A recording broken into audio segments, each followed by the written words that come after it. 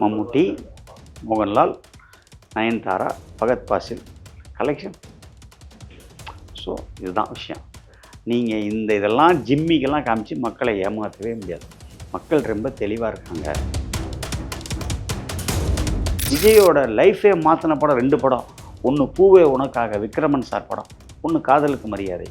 அதுக்கப்புறம் தான் அவருக்கு ஒரு பெரிய ஒரு ஹீரோ அந்தஸ்தே அவருக்கு கிடச்சிச்சு. அதுக்கு முன்னாடி வந்த படங்கள் எல்லாமே கொஞ்சம் ஒரு மாதிரி இருக்கும், அப்படி இருக்கும், அப்படி ஆவரேஜ் மாறி மாறி தான் போயிட்டு இருந்துச்சு. இது 2 தான் அவருடைய கேரியரை மாற்றின படங்கள். ஒரு சிறு முதலீட்டு படத்தோட தயாரிப்பாளர் தியேட்டரை அணுகிறார். சார் இந்த படம் போடணும்னு சொல்கிறார். ஃபஸ்ட் வீக் போட்டுருக்கோன்னா என்னென்னு கேட்டிங்கன்னா, முதல் நாள் என்ன கலெக்ஷன் வருதுங்கிறத வச்சு தான் நம்ம அந்த நெக்ஸ்ட் வீக் அது ஓடுமா ஓடாதான் நம்ம டிசைட் பண்ணுறோம். அது வரமாட்டேங்க. உங்கள்கிட்ட கேட்டால் உங்களால் பதில் சொல்ல முடியல, உங்கள்கிட்ட ஆன்சர் இல்லை. ஏன்னா எதுவும் ஓடலை, ஓடினா தான் நீங்கள் சொல்ல முடியும். அப்புறம் என்ன சார், ரெட் ஜெயண்ட்டை பொறுத்த வரைக்கும் அவங்க நிறைய படங்கள் எடுத்து பண்ணினாங்க. அது உண்மையாக இருந்தது. அதுக்கு இப்போ அவங்க ஆட்சியை போயிட்டதுனால உடனே இவங்க ரூட் மாஃபியா எடுத்து பண்ணுவாங்க, இவங்க பண்ணுவாங்கன்னா, நான் அன்றைக்கும் சொன்னேன், இன்றைக்கும் சொல்கிறேன். என்கிட்ட ரொம்ப க்ளோஸ் ஃப்ரெண்டு ஒருத்தர் கேட்டார். அவர் ஒரு தயாரிப்பாளர் கேட்டார், தம்பி நம்பாலே விஜயே வந்துட்டாரே பவருக்கு, சினிமாவுக்கு ஏதாவது நல்லது பண்ணுவாரான்னு கேட்டார். பண்ண மாட்டார். சார் இப்போ லோகேஷ் கனகராஜ் சார் இருக்கார்ல சார், டைரக்ஷனாக இருக்கார். இப்போ லைக் ஆக்டிங்கில் இறங்கி இருக்காரு. இன்னும் படம் ரிலீஸ் ஆகலை, பட் இது முந்தைய கேட்குற கேள்வி தான். பட் அவருக்கும் ஒரு ஃபேன் ஃபாலோயிங் இருந்துட்டு பிரதீப் ரங்கநாதன் மாதிரி லைக் 100C அந்த மாதிரி அடிக்கிறதுக்கு வாய்ப்பு இருக்குங்களா அவரோட படங்கள்? படம் வந்தோன்னு சொல்கிறேன். ரைட். அது மாதிரி அவர் இப்போ அல்லு அர்ஜுன் சார் கிட்ட படம் பண்ணிட்டு இருக்காரு சார். அதே மாதிரி அட்லி சாரும் அல்லு அர்ஜுன் சார் கிட்ட பண்ணிட்டு இருக்காங்க. அட்லி சார் ஆல்ரெடி ஒரு 1000 மேலே பாக்ஸ் ஆஃபீஸ் கொடுத்துட்டாங்க. அந்த ஷாருக் கான் சார் வச்சு சார். ஆமாம் சார். ஜவான் படம் சார். இப்போ அகைன் அவரும் பண்ணிட்டு இருக்காரு. இப்போ லோகேஷ் கனகராஜ் சாரும் பண்ணிட்டு இருக்காங்க. அதுவும் 1000C அடிக்கிறதுக்கு வாய்ப்பு இருக்குமா அப்படின்ற படம் வந்தோன்னு ரொம்ப வருஷத்துக்கு அப்புறமா ரஜினி சாரும் கமல் சாரும் இணைஞ்சு நடிக்க போறாங்க நம்ம நெல்சன் சாருடைய டைரக்ஷன்ல. இந்த படத்தை ஏன்னா இப்போ நான் சொன்ன ஜவான் அட்லி சார் படமாகட்டும், லோகேஷ் சார் படமாகட்டும், அது பேன் இண்டியன் படமாக தான் எடுக்கிறாங்க. ஆனால் மெயின் ஆரிஜின் வேற sir, like Hindi and Telugu அப்படின்ற மாதிரி இருக்கு. ரஜினி சாரும் கமல் சாரோட படம் மெயின் ஆரிஜின் இங்கே தான் எடுக்கிறாங்க. ஸோ அது பாக்ஸ் ஆஃபீஸ் எந்த லெவல் கலெக்ஷன் பண்ணது ஐடியா இருக்குங்களா? அது மாத்திரமே அந்த படத்தினுடைய வெற்றிக்கு வழி வகுத்துருமானா வழி வகுக்காது. அதுக்கு ஒரு கிளியர் எக்ஸாம்பிள், அந்த படம் ஜெயிக்கணும்னு ஆண்டவனை வேண்டிக்கிறேன், ஆசைப்படுறேன், அது வேற விஷயம். ரீசெண்டாக Mammootty and Mohanlal, the great legend of Malayalam cinema, அவங்க 2 பேரும் சேர்ந்து ஒரு படம் பண்ணாங்க. என்ன பண்ணிச்சு அந்த படம்? அது தெரில சார். அதுக்கு முன்னாடி பயங்கரமான ப்ரொமோஷன் இதெல்லாம் இருந்தது. நயன்தாரா மேடம் இருக்காங்க, பகத் பாசில் இருக்காங்க, நிறைய பேர் இருந்தாங்க. அது ரிலீஸ் ஆனதுக்கப்புறம் பார்க்கணும். மம்முட்டி, ஆமாம், மோகன்லால், நயன்தாரா, பகத் பாசில் கலெக்ஷன். ஸோ இதுதான் விஷயம்.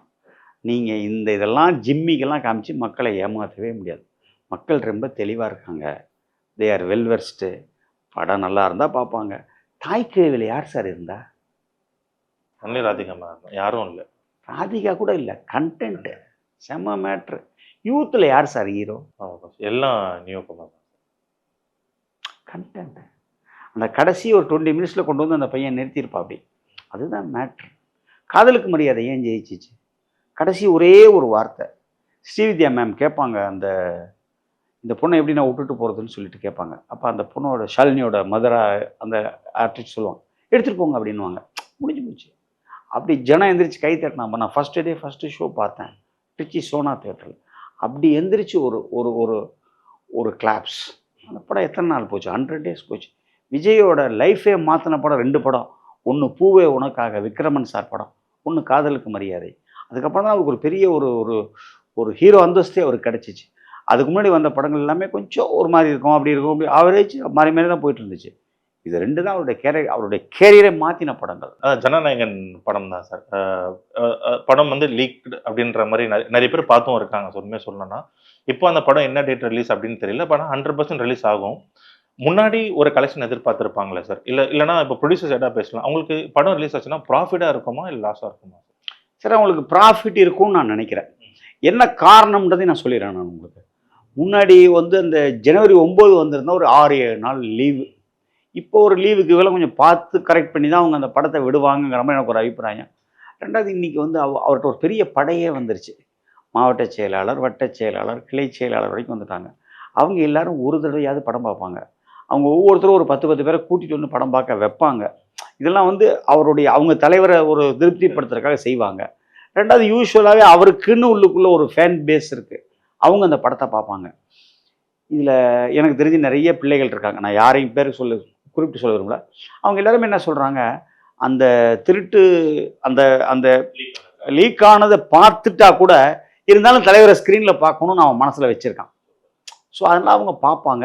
பட் எந்த அளவுக்கு கலெக்ஷன் ஆகும், எந்த அளவுக்கு லாபம் கிடைக்கும், தயாரிப்பாளர் தப்பிச்சுட்டு வரா, இதுக்கெல்லாம் என்னோடய யூஷுவல் பதில், நான் இன்னும் அந்த திருட்டு லீக் ஆன வீடியோலாம் பார்க்கல. நான் பார்க்கவே மாட்டேன். திரும்ப ஸ்க்ரீனில் வந்ததுக்கப்புறம் நான் பார்த்துட்டு சொல்கிறேன். சார் இதுக்கப்புறம் தளபதி சிஎம் சார் வந்து படம் நடிக்க மாட்டார். பட் இருந்தாலும் இப்போ ரீரிலீஸ் அப்படின்ற மாதிரி ஒரு கல்ச்சர் இருக்குல்ல சார், அந்த மாதிரி இப்போ விஜய் சார், அஜித் சார் இந்த மாதிரி எந்த ஹீரோடைய படங்கள் போட்டால் அதிகமாக கொஞ்சம் கலெக்ஷன் ஆகுதுன்றது உங்களுடைய அபிப்பிராயம்? எனக்கு தெரிஞ்ச வரைக்கும் 3 படம் தான் கலெக்ஷன் ஆகிருக்கு ரீரிலீஸில். Number 1 place Ghilli, number 2 place Padayappa, number 3 place Mankatha. இது 3 தான் கலெக்ஷன் ஆகிருக்கு. இது போக ஒரு 1-2 படங்கள், இந்த வாரணம் ஆயிரம்னு ஒரு படம், இந்த 3ன்னு ஒரு படம் தனுஷ் பண்ணினது. இதெல்லாம் வந்து ஒரு 2-3 ஒரு 10 சென்டருக்குள்ளே உள்ள சென்டரில் மட்டும்தான் போச்சு. வேர்ல்டு வைடாக போச்சு, ஆனால் போகலை. புதுப்பேட்டை போச்சா, போகலை. அந்த 1000ல் ஒருவன் போச்சா, போகலை. அது மாதிரி இது வரைக்கும் கிட்டத்தட்ட ஒரு 500 படம் ரீரிலீஸ் பண்ணிட்டாங்க, அதெல்லாம் போகலை. என்ன காரணம்னு கேட்டிங்கன்னா, ரொம்ப சிம்பிள் லாஜிக் தான். ஒரு படத்தோட முதலாளி அந்த ப்ரொடியூசர் தான். உங்கள்கிட்ட ஆரம்பத்துலேருந்து 2-3 தடவை சொல்லிட்டேன் நான். ஸோ அந்த ப்ரொடியூசர், இப்போ என்னோடய காரு நான் எத்தனை வாட்டி வேணாலும் ஓட்டலாம், எந்த ஊருக்கு வேணாலும் போகலாம். அந்த ப்ரொடியூசர் நினச்சானே எப்போ வேணால் ரீரிலீஸ் பண்ணிக்கலாம். அது லாபமாக நஷ்டமாகிறது அவருக்கு தான் தெரியும். பட் ஒரு பெரிய அளவில் ஒரு ஒரு ஒரு கலெக்ஷன்ஸ் வரலை. சார் இப்போது நியூ கமர்ஸ்லாம் நிறைய பேர் வராங்களே சார் படம் பண்ணுறதுக்கு, புது டேரக்டர்ஸ் இந்த மாதிரி. இப்போ தேட்டர் பிஸ்னஸ் அப்படின்ற மாதிரி கேட்குறாங்க சார். அது ஆக்சுவல் தேட்டர் பிஸ்னஸ்னால் என்ன? இப்போது ஒரு புது டேரக்டர் உள்ளே வராங்கன்னா அது தெரிஞ்சுக்கணுமா, இல்லை அது என்ன மாதிரி ப்ராசஸ் இருக்குன்னு தெரிஞ்சுக்கலாமா? ஒன்றுமே இல்லை சார். ஒரு புது டைரக்டர் வரார், அவர் ஒரு ப்ரொடியூசர்கிட்ட ஃபிக்ஸ் பண்ணி போயிடுறாரு, படம் எடுக்கிறாங்க.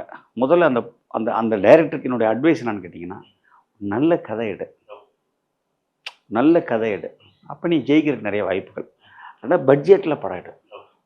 நீங்கள் ப்ரொடியூசர்கிட்ட என்ன சொல்கிற, சார் இதை வந்து நான் 60 நாளில் முடிச்சிடுவேன், 45 நாளில் முடிச்சிடுவேன்னு நீ சொல்கிறீங்களா, ப்ரொடியூசர் ஒரு வாக்குறுதியை கொடுக்குறீங்கள, அதை கீப்பப் பண்ண பாரு.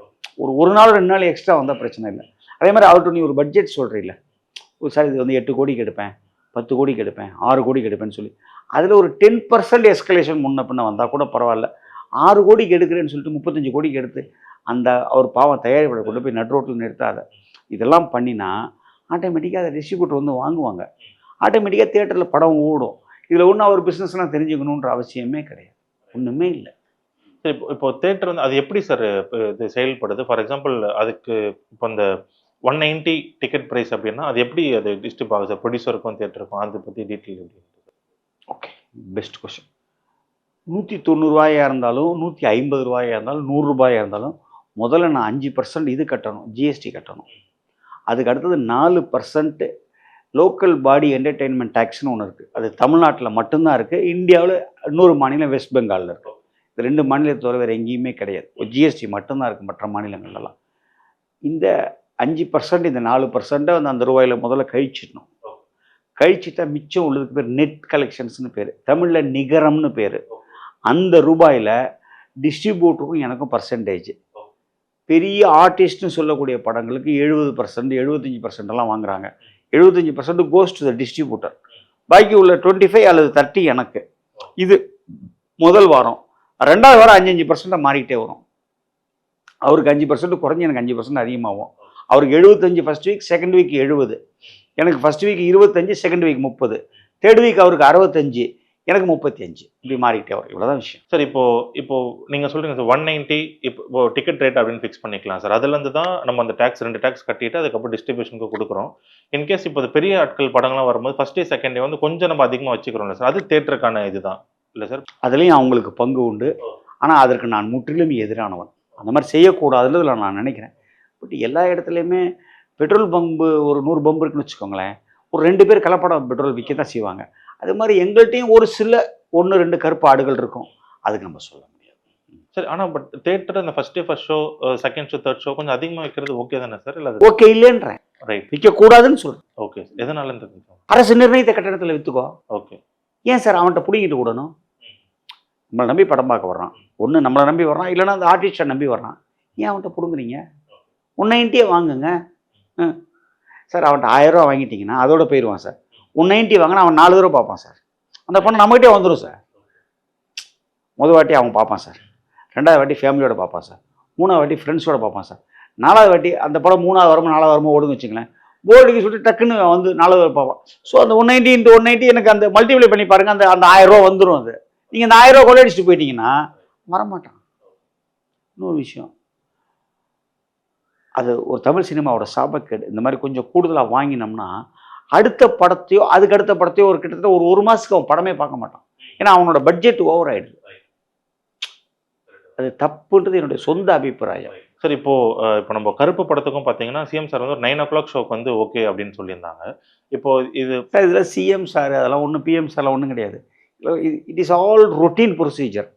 ப்ரொடியூசர் சைடு வந்து ஒரு அப்ளிகேஷன் கொடுத்தாங்கன்னு வச்சுக்கோங்களேன், கவர்மெண்ட் அதை கன்சிடர் பண்ணுவாங்க, ஆட்டோமேட்டிக்காக அந்த இது ஜிஓ வந்துடும். இப்போ அந்த ஜிஓக்கெலாம் வேலையே இல்லாமல் இப்போ இன்றைக்கி லேட்டஸ்ட்டாக ஒரு ஆர்டர் போட்டாங்க. இப்போ இந்த புது கவர்மெண்ட்டில், ஜோசப் விஜய் கவர்மெண்ட்டில் என்ன போட்டாங்கன்னா, எந்த புது படம் இருந்தாலும் ஃபஸ்ட்டு 7 நாளைக்கு நீங்கள் ஆட்டோமேட்டிக்காக 5 ஷோ போட்டுங்கன்னு சொல்லிட்டாங்க. அதில் எல்லாருமே 5 ஷோ அது கிடையாது. 5 ஷோ ஓட்டுற அளவுக்கு அந்த படத்தில் வெயிட்டேஜ் இருக்கணும், கலெக்ஷன் இருக்கணும், இருந்தால் தான் நான் 5 ஷோ போடுவேன். என்ன காரணம்னு கேட்டிங்கன்னா, 4 ஷோவுக்கு மொத்தமே 400 பேர் பார்க்குறான்னு வச்சுக்கோங்களேன், 5 ஷோவுக்கு 400 பேர் பார்த்தானே எனக்கு வேஸ்ட்டு. அந்த 100ங்கிறது 80 டிவைட் ஆயிடுவான். ஆனால் எனக்கு என்ன அதில் பிரச்சனை இருக்குன்றதை உங்களுக்கு சொல்லிடுறேன். நான் தான் எலக்ட்ரிசிட்டி பில்லு கட்டணும். 5வது ஷோ ஓடுது இல்லையா, 2 மணி நேரமோ 2.5 மணி நேரமோ 2.25 மணி நேரமோ 3 மணி நேரமோ, துரந்தர் மாதிரி 4 மணி நேரமோ கூட ஆயிடலாம். அந்த 4 மணி நேரம் 3 மணி நேரம் 2.5 மணி நேரத்துக்கு நான் தான் எலக்ட்ரிசிட்டி பில்லு கட்டுறேன். என்னுடைய ஸ்டாஃபுக்கு எக்ஸ்ட்ரா அதுக்கு வேலை பண்ணுறதுக்காக அவங்களுக்கு ஒரு ஸ்பெஷல் பேட்டா மாதிரி நான் கொடுக்கணும். இல்லைன்னா அட்லீஸ்ட் சாப்பாடாவது அவங்களுக்கு ஏற்பாடு பண்ணி கொடுக்கணும். அந்த அளவுக்கு அந்த கலெக்ஷன் வந்தால் தான் அதை ஓட்ட முடியும், இல்லைன்னா ஓட்ட முடியாது. அந்த எக்ஸ்ட்ரா ஷோ பர்மிஷன் வந்ததுனாலே இது வந்து அப்படியே ஒரு மாதிரி ஒரு பெரிய ஒரு பண்ணிடுமா, it is all humbug. Sir இப்போ இந்த ஆல்ரெடி பேசும்போது குட்டி படங்கள், சின்ன சின்ன பட்ஜெட்டில் படங்கள், தவறான செய்தி. சிறு முதலீட்டு படங்கள்னு சொல்லி பழகுங்க. Right, okay sir. இந்த சிறு முதலீட்டான படங்கள்லாம் இருக்குல்ல சார், அவங்க கிட்ட இந்த மாதிரி நேர்கால் பண்ணும் போதெல்லாம் என்னன்னா, அது செகண்ட் வீக் தேர்ட் வீக் அவங்களுக்கு ஒதுக்கி இருக்காங்க. சம்டைம்ஸ் அதில் வந்து ரீரிலீஸ்க்கான படங்களும் வந்துடுது. சில விஷயம் தேட்டர் கிடைக்கிறது இல்லை அப்படின்றாங்க சார். இப்போ அந்த மாதிரி டைம்லாம் அவங்க என்ன பண்ணுவோம் சார்? ஒன்றுமே பண்ண முடியாது, வாய்ப்பே இல்லை. என்ன காரணம்னு கேட்டிங்கன்னா, ஒரு சிறு முதலீட்டு படத்தோட தயாரிப்பாளர் தேட்டரை அணுகிறார். சார் இந்த படம் போடணும்னு சொல்கிறார். ஃபர்ஸ்ட் வீக் போட்டுறோன்னா என்னென்னு கேட்டிங்கன்னா, முதல் நாள் என்ன கலெக்ஷன் வருதுங்கிறத வச்சு தான் நம்ம அந்த நெக்ஸ்ட் வீக் அது ஓடுமா ஓடாதான் நம்ம டிசைட் பண்ணுறோம். ஆள் வரமாட்டேங்கிறான் சார். அந்த என்ன ஒரு அந்த 8 வீக்ஸ் அந்த ஓடிடி விண்டோ ஏன் வைக்கணும்னு திரும்ப கேட்குறோம்னா, இவங்க ரிலீஸ் அன்றைக்கே அந்த இது அனௌன்ஸ் பண்ணுறாங்க, அந்த ஓடிடி பிளாட்ஃபார்ம் இந்த பிளாட்ஃபார்மில் ஸ்ட்ரீமிங் ஆக போகுதுன்னு சொல்லிட்டு. ஸோ அதில் என்ன வரப்போகுதுன்னு கேட்டிங்கன்னா, சாதாரணமாக ஜனங்கள் பேசிக்கிறாங்க இல்லையா, நான் வந்து கார் வச்சுருக்கேன் சார், கார்லேயும் போவேன், ட்ரெயின்லேயும் போவேன், ஃப்ளைட்லேயும் போவேன், சமயத்தில் தேவைப்பட்ட ஆட்டோவில் நிறைய போவேன். அப்போ அவங்க ஒரு பக்கத்தில் இருக்கிறவங்க பேசிக்கிறாங்க, என்ன பேசிக்கிறாங்கன்னா, இந்த படத்துக்கு போகலாமான்னு ஒரு 2 பேர் பேசிக்கிட்டு வராங்க. அதில் அவர் சொன்னார், ஒரு 2 வாரத்தில் ஓடிடியில் வந்துடும், பார்த்துக்கலாம்.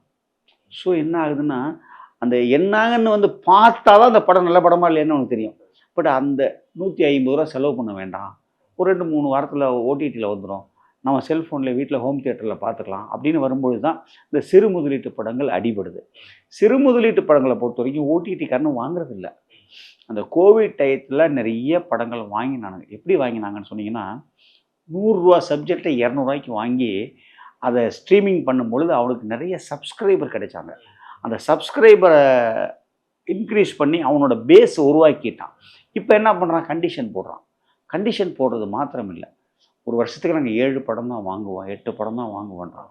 அதில் இன்னொரு அதிர்ச்சியான ஒரு நான் சொல்லணும்னு நினச்ச ஒரு கருத்தை இப்போ நீங்கள் கேட்டதுனால நான் சொல்லிடுறேன். நான் அது ஒரு 4-5 கம்பெனி, அமேசான், அந்த நெட்ஃப்ளிக்ஸ், ஒரு 5-6 கம்பெனி, யாருமே தமிழ்நாட்டில் அவனுக்கு ஹெட் ஆஃபீஸே கிடையாது. தமிழ்நாட்டில் அவனுக்கு மெட்ராஸில் ஹெட் ஆஃபீஸே கிடையாது. பாம்பேயில் வச்சுருக்கான், குஜராத்தில் வச்சுருக்கான், வேற எங்கேயோ வச்சுருக்கான். இல்லை என்ன ஒரு பெரிய ஒரு மக்களுக்கு ஒரு ஏமாற்று வேலைன்னு கேட்டிங்கன்னா, ஒரு 20 கோடி ரூபாய்க்கு அந்த படம் அவன் வாங்குறான்னு சொன்னால், அந்த ஜிஎஸ்டி ஸ்டேட் ஜிஎஸ்டின்னு சொல்கிறோம்ல, அந்த ஸ்டேட் ஜிஎஸ்டி அந்த கவர்மெண்ட்டுக்கு போகுது. இதுக்கு நம்ம முதல்வர் கண்டிப்பாக இதுக்கு செய்யணும். இது என்னுடைய கோரிக்கை. அந்த எல்லாருக்கும் ஒரு ஒரு ஒரு ஒரு பிரான்ச் ஆஃபீஸ் இங்கே வைக்கணும். இங்கே தான் எக்ரிமெண்ட்டை சைன் பண்ணணும். இங்கே எக்ரிமெண்ட்டை சைன் பண்ணும்போது சென்ட்ரல் ஜிஎஸ்டி ஆட்டோமேட்டிக்காக சென்ட்ரல் கவர்மெண்ட் போயிடும். ஸ்டேட் ஜிஎஸ்டி நம்ம ஸ்டேட் கவர்மெண்ட்டுக்கு வரும். இது வந்து added revenue for the state government. இதில் வந்து அவர் கான்சன்ட்ரேட் பண்ணணும். இது வந்து உங்கள் சேனல் மூலமாக என்னுடைய கோரிக்கையை தமிழக அரசாங்கத்துக்கு வைக்கிறேன்.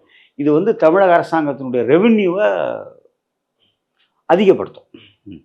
சார் இப்போ ஆல்ரெடி கேட்ட கேள்வி மாதிரி இப்போ ப்ரொடியூசர்ஸ்க்கு அது லாஸாக இருக்குல்ல சார், நம்ம இந்த சிறு முதலீடு லாஸாக இருக்குல்ல சார், அந்த மாதிரி இப்போ நிறைய படங்கள் ஓடிடிக்கு அப்படின்ட்டு போயிடுச்சுன்னா தேட்டருக்கும் டிஸ்ட்ரிபியூஷனுக்கும் அது ரொம்ப லாஸாக இருக்குமா சார்? ஒரு லாஸும் இல்லை, ஒரு லாஸும் இல்லை. ஆனால் இப்போ நிறைய பேர் வந்து பிரியாட்கள் ஒரே ஒரு கேள்வி ஜாஃபர் நல்லா யோசிச்சு பதில் சொல்லுங்கள். நான் இப்போ கேட்குறேன், இதுவரை இங்கே எத்தனை படம் ஓடிடியில் வந்து பெரிய அளவில் வெற்றியை அடைஞ்சிருக்குன்னு சொல்லுங்களேன். சம் ஃபியூ ஒரு 3-4 படம் சொல்லுங்கள். சூர்யா சார் படம் தான் சார், 2 படம். ஆமாம். அப்புறம் தென் அதுக்கு அடுத்தது அதுக்கப்புறம் சார் அதுக்கப்புறம் பெருசாக இல்லை. இப்போ எக்ஸாம்பிள் சொல்லணும்னா இப்போ அனிமல் படம் இருக்குன்னு வச்சுக்கோங்களேன், அது வந்து அன்கட் வெர்ஷன். இப்போ வெற்றிமாறன் சார் படம் வந்து அன்கட் வெர்ஷன், இந்த மாதிரி தான் பார்க்குறது உண்டு. இதெல்லாம் வேஸ்ட்டுங்க. இந்த சூர்யாவோட 2 படம் ஜெய் பீம் சூரரை போற்று, இதை தவிர வேறு எந்த படமும் உங்களால் பேர் சொல்ல முடியல. ஸோ விட்டுடுங்க, அவ்வளோதான் மேட்ரு. ஸோ அது ஒரு ஏமாற்று வேலை, ஒரு மாய பீம். ஆமாங்க, உங்கள்கிட்ட கேட்டால் உங்களால் பதில் சொல்ல முடியல, உங்கள்கிட்ட ஆன்சர் இல்லை. ஏன்னா எதுவும் ஓடலை, ஓடினதான் நீங்கள் சொல்ல முடியும். அப்புறம் என்ன? ஏன்னா டேரெக்டாக ஓடிடிக்குன்னு ரிலீஸ் பண்ணுற படங்களும் அந்த அளவுக்கு ஹிட் ஆகுது இல்லை சார். டேரக்ட் ஓடிடி சொல்லுங்கள், என்ன ஒரு 2-3 படம் பேர் சொல்லுங்கள். சார் அதான் சார், இப்போ அந்த மேட் இன் கொரியான் அப்படின்னு படம் வந்தது. இப்போ நேற்று கூட சிஸ்டம் அப்படின்னு அந்த மாதிரி அது மேட் இன் கொரியாங்கிற படத்தை தமிழ்நாட்டில் தேட்டரில் ரிலீஸ் பண்ணால் ஓடாதுங்க. அதான் நம்ம ஜனங்களுக்கு அது வந்து பெருசாக கனெக்ட் ஆகாது. ஏதோ 2-3 multiplex malls city, Chengalpattu, Coimbatore இந்த மாதிரி ஊரில் ஓடும். மணப்பாறை, ஜெயங்கொண்டம், நாமக்கல், காங்கேயத்தில் ஓடுமா? ஸோ அதெல்லாம் ஒரு பெரிய விஷயம் இல்லை. இப்போ வெப் சீரிஸ் எடுக்கிறாங்க, அவங்க அது இதில் தான் போடுறாங்க. அதை நம்ம கேட்குறதே கிடையாது நம்ம. ஏன்னா அது வந்து அதுக்காகவே எடுக்கிறாங்க. அது வேறு ஜானர், அதுக்கு வேறு ஆடியன்ஸ், அவ்வளோதான். அதுக்கு வெப் சீரிஸ் கொண்டு வந்து தேட்டரில் போட்டால் ஓடுமா? 8 ஹவர்ஸ் பார்க்க முடியுமா? சார் இப்போது கொஞ்ச நாளாக வந்து பார்த்தீங்கன்னா ஆன்லைனில் ரொம்ப ஒரு டிபேட்டான விஷயம் போயிட்டு இருந்து ரூட் மாஃபியா அப்படின்ற விஷயம் அது போயிட்டுருக்குங்க சார். இப்போ அது போயிட்டு என்ன சொல்கிறாங்கன்னா, இந்த ரெட் ஜெயிண்ட் தான் டிஸ்ட்ரிபியூஷன் வந்து கொஞ்சம் கம்மி பண்ணுறாங்க, அதோட மாஃபியா அதுக்கப்புறம் கொஞ்சம் அதிகமாக இருக்கும் அப்படின்ற மாதிரி சொல்கிறாங்க. அந்த மாதிரி ஏதாவது? These are all fake sir. Red ஜெயிண்ட்டை பொறுத்த வரைக்கும் அவங்க நிறைய படங்கள் எடுத்து பண்ணினாங்க, அது வந்து உண்மையாக இருந்தது. அதுக்கு இப்போ அவங்க ஆட்சியை போயிட்டதுனால உடனே இவங்க ரூட் மாஃபியா எடுத்து பண்ணுவாங்க, அவங்க பண்ணுவாங்க, இவங்க பண்ணுவாங்கன்னா, நான் அன்றைக்கும் சொன்னேன், இன்றைக்கும் சொல்கிறேன். என்கிட்ட ரொம்ப க்ளோஸ் ஃப்ரெண்டு ஒருத்தர் கேட்டார், அவர் ஒரு தயாரிப்பாளர் கேட்டார், தம்பி நம்பாலே விஜயே வந்துட்டாரே பவருக்கு, சினிமாவுக்கு எதாவது நல்லது பண்ணுவாரான்னு கேட்டார். பண்ண மாட்டார், எதுவும் பண்ண மாட்டார் அப்படின்னு சொன்னேன். என்ன தம்பி இப்படி சொல்கிறீங்களேன்னு கேட்டார். எந்த கெடுதலும் பண்ண மாட்டார், புரியுதுங்களா? ஸோ சினிமாங்கிறது ஒரு பிஸ்னஸ். ஸோ அவங்க கவர்மெண்ட் உள்ளே பூந்து இதில் பெருசாக நல்லதும் எங்களுக்கு உள்ள ஒரு 3-4 கோரிக்கையை கவர்மெண்ட் பண்ணி கொடுத்துட்டாங்க. ஜிஎஸ்டியை பொறுத்த வரைக்கும் சென்ட்ரல் கவர்மெண்ட் குறைச்சி கொடுத்துட்டாங்க. எல்பிஇடியை பொறுத்த வரைக்கும் என் நண்பர் கமலஹாசனோட ரிக்வஸ்ட்டில் உதயநிதி ஸ்டாலின் டெப்டி சிஎம்மாக இருக்கும் பொழுது அதை ஃபைலில் மூவ் பண்ணி 8% 4% ஆக்கி கொடுத்துட்டாங்க. ஆல்ரெடி எங்களோட மெயின்டெனன்ஸ் சார்ஜஸ் பெர் ஹெட்டுன்னு ஒன்று இருக்குது, அது ஏசி தேட்டருக்கு ₹6, நான் ஏசி தேட்டருக்கு ₹3 அதையும் ரைஸ் பண்ணி கொடுத்துட்டாங்க. ரேட்ஸை பொறுத்த வரைக்கும் so far is concerned, Edappadi sir சிஎம்மாக இருக்கும்போது எங்களுக்கு ரேட்ஸ்லாம் ஏற்றி கொடுத்துட்டார். 2018-19 எனக்கு சரியாக எனக்கு வருஷம் ஞாபகம் இல்லை, அவர் ஏற்றி கொடுத்துட்டார். ஸோ இனிமேல் போய் கவர்மெண்ட்டில் கேட்குறதுக்கு எங்களுடைய லைசன்சிங் ப்ரொசீஜர் இருக்குல்ல, அதை கொஞ்சம் சிம்பிளிஃபை பண்ணி கொடுங்கன்னு கேட்குறோம். அதுக்கும் ஃபைனான்ஸுக்கும் ஒன்றும் பெரிய சம்மந்தமே இல்லை. அதெல்லாம் கவர்மெண்ட்டில் யூஸ்வலாகவே ஆர்டர் போட்டுருவாங்க. 2 தடவைக்கு 4 தடவை போய் அவங்கள்ட்ட புதிதமாக எடுத்து சொன்னோம்னா, அது இப்போ ராஜ்மோகன் ஒரு நல்ல ஒரு மினிஸ்டர் வந்திருக்காரு, இஸ் வெரி அண்டர்ஸ்டாண்டிங். அவர் சொன்னால் புரிஞ்சுக்குவார். அண்டு ரொம்ப நன்றி sir, thank you for a time. இவ்வளோ நேரம் ரொம்ப டீட்டெயில்டாக கொஞ்சம் தெரியாத விஷயங்களும் பகிர்ந்ததுக்கு ரொம்ப நன்றி. நன்றி ஜாஃபர், தேங்க்யூ.